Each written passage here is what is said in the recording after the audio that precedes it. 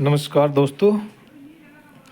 Request है थी कि कैश बुक थोड़ा सिखाया जाए पब्लिक फ़ंड का और रेजिमेंटल का। मैं कोशिश करूँगा, बाकी आपको ग्राउंड में काम करने पर ही ज़्यादा समझ आएगी, है ना। वीडियो में तो मैं सिर्फ बोल सकता हूँ, जब पन्ने पलट के दिखा सकता हूँ जहाँ ऐसे पास, तो कोशिश करता हूँ बताने की मोटा मोटा एक ओवरव्यू। देखो, कैश बुक की कुछ पहले टर्में होती है। टर्म मतलब कुछ उसका जो उसमें कुछ नाम आते हैं अलग अलग तरीके के, तो उसके बारे में थोड़ा पता होना चाहिए। जैसे नाम आता कौन से हेड से पैसा आउट करना, तो हेड कौन से होते हैं, हेड इनको बोलते हैं। जैसे कैश का हेड, बैंक का, पेन अलाउंसेस, एमनिटी ग्रांट, मिसलिनियस। तो ऐसे ये और भी ज़्यादा हो सकते हैं अलग अलग नाम से। ये सभी यूनिट में थोड़े थोड़े अलग हो सकते हैं, लेकिन कुछ हेड आपको हर कैश बुक में मिलेंगे ही मिलेंगे। जैसे कैश, बैंक, ये दो हेड तो हर कैश बुक में होंगे ही होंगे, मतलब ही नहीं कि ये ना हो। और पब्लिक फंड में तीसरा हेड पे एंड अलाउंसेस, ये भी ज़रूर होगा। इसका नाम थोड़ा सा कोई किसी किसी यूनिट में अलग हो सकता, लेकिन ये पे एंड अलाउंसेस का भी ज़रूर होगा ही होगा। ठीक है, बाकी वेरी कर सकते हैं। तो ये हेड होते हैं। जैसे अभी कितने हेड की कैश बुक है, देखो 1 2 3 4 5, ये 5 हेड की कैश बुक है। ऐसे रेजिमेंटल में भी होगा, जब वो करेंगे उसके भी हेड बताएंगे। तो और टर्म कौन सी होती है, रिसिप्ट वाउचर या पेमेंट वाउचर। रिसिप्ट वाउचर मतलब जो आपको पैसा रिसिप्ट हुआ, उसको रिसिप्ट वाउचर बोलते हैं। ठीक है, जो आपने कुछ पेमेंट करा उसको पेमेंट वाउचर या पेड वाउचर भी कोई कोई बोल देता। तो ये होते हैं। ज़्यादातर एंट्री लाल पेन से कैश बुक में करते हैं, आरबी और पीबी की। कहीं कहीं नीले पेन से भी कंटिन्यू चल रहा, लेकिन अकाउंट है इसलिए इसको थोड़ा लाल पेन से मेंटेन करने से, आरबी पीबी लिखने से थोड़ा ज़्यादा बढ़िया लगता है, क्योंकि अकाउंट में लाल पेन अथराइज होता है। तो और इसमें होती है एक बैलेंस शीट।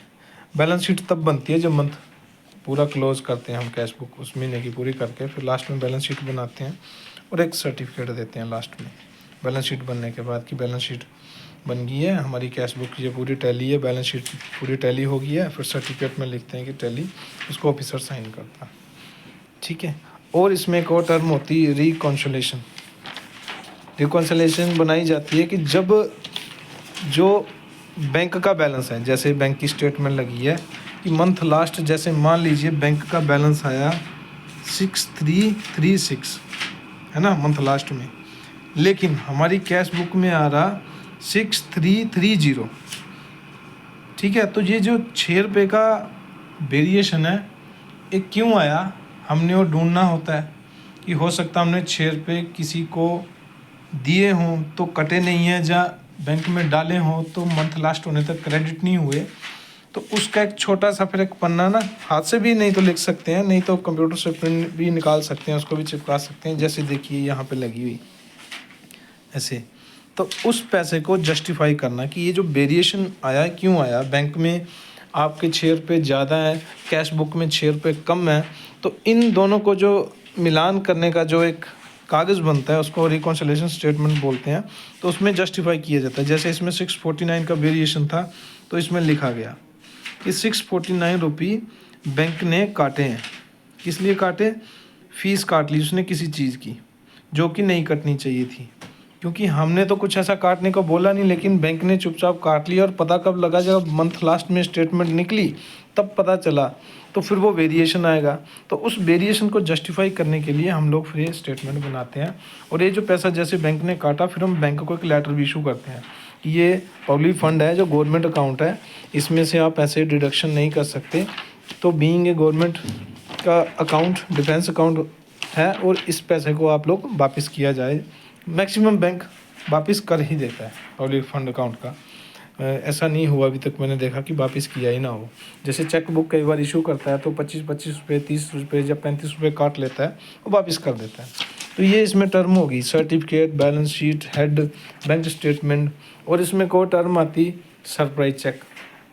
सरप्राइज चेक, जैसे कभी भी अचानक से लेटर आएगा कि 10 तारीख का सरप्राइज चेक है, तो 10 तारीख को हमने बैलेंस दिखाना है, हमारे बैंक का कितना है और कैश में कितना है।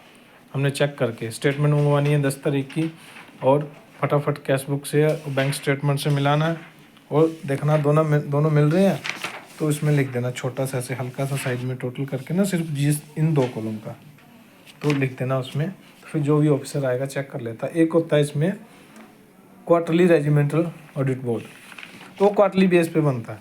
जैसे 3 महीने का एक क्वार्टर होता है, तो साल में 4 क्वार्टर होते हैं, जनवरी, फरवरी, मार्च, अप्रैल, मई, जून, तो ऐसे बनता है रेजिमेंटल ऑडिट बोर्ड। इसके बारे में आगे बताएंगे। ये मोटी मोटी टर्म थी पहले, इसके बारे में उम्मीद करता हूँ पता लग गया होगा, बाकी अगले वीडियो में डिस्कस करेंगे। Thank you.